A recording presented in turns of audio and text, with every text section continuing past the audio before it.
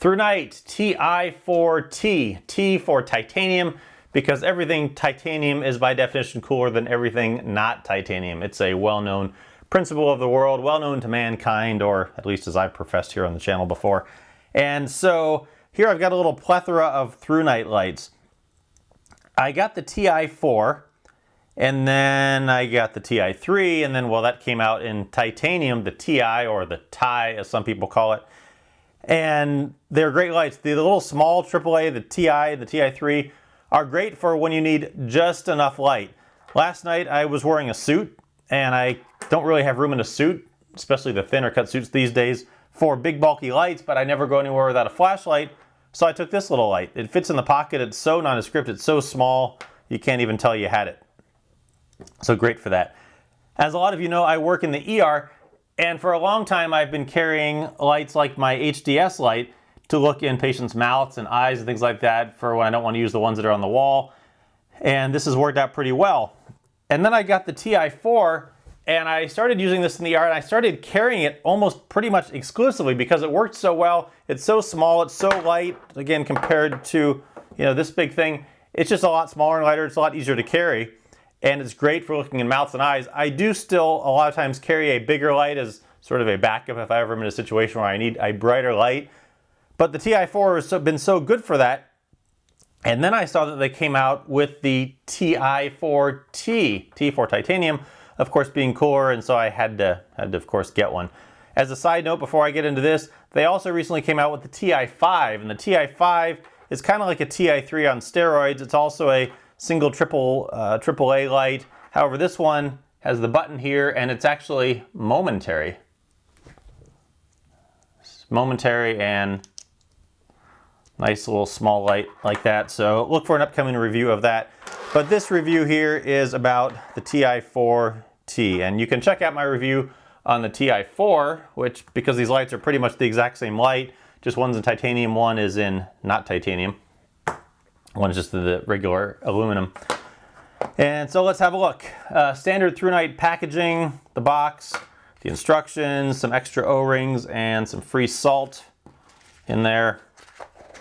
Price on this, depending on which you get, it comes in the cool white and the neutral white, ranges from $39.95 to $45.95 on Amazon. I'll put some links up. Here's the light. It's a pretty titanium, comes with sort of a slight polished finish. And the only downside I'll say of titanium is that it will scratch some. That's regardless of any titanium stuff I've owned, pens, flashlights, whatever. It will scratch. So depending on how you're going to carry it, if you have it against something that may scratch it, it will get a little bit of wear on it. If you don't want scratching, you can just get the regular Ti4. Otherwise, pick up the cool titanium. This light is run by 2 AAA batteries.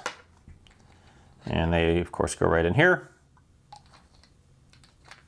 There's some O-rings here. It is IPX8 rated, as are all of their lights.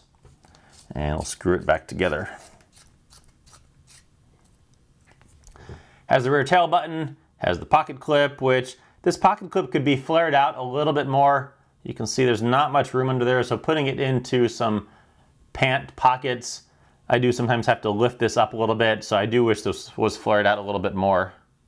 It's the same on the Ti4, of course. So I would like that as a little bit of a change. And then on down, it gets a little bit bigger down into the head. There's the LED in there, and there is an orange pure reflector. This light definitely has a much more floody beam. The specs say that it will throw 54 meters. I would not plan on lighting up anything that's 54 meters, but, well, maybe if you are in a vacuum, the light will go a little bit farther.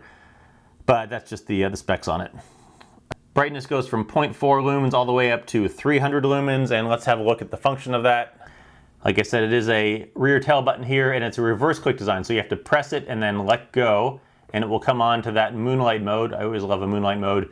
0.4 lumens for 137 hours. From there, you can then half press.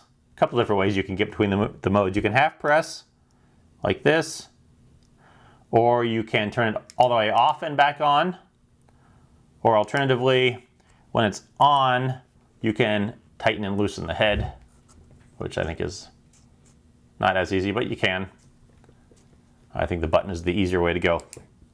It does have mode memory within 10 seconds. So starting in the moonlight mode, if I go up to the second brightness, then I turn it off, if I turn it back on within 10 seconds, it it will go back to that same brightness.